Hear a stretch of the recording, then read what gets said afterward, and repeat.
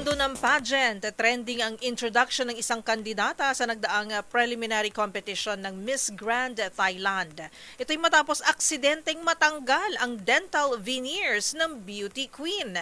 Narito ang report ni Showbiz Angel. The show must go on! Yan ang pinatunayan ng isang kandidata sa Miss Grand Thailand nang matanggal ang kanyang dental veneers. Come on วันชนะโป่ง Grace แกรนปทุมธานี ชุดออกแบบและตัดเย็บโดย Nangyari yan sa preliminary competition ng pageant. Pansamantalang tumalikod at nang maibalik nga ito'y all smiles na ulit ang Thai beauty queen na si Kamalwan Shanagon ang rumampasot ang kanyang shimmery gown.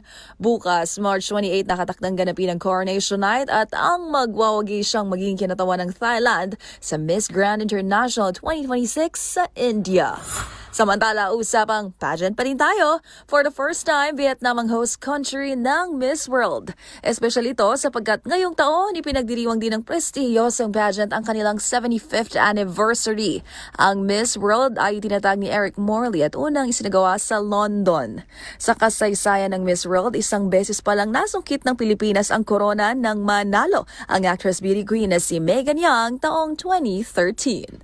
Para sa MBC TV Network News, Showbiz Angel ng DZRH TV, una sa Pilipinas, una sa Pilipino.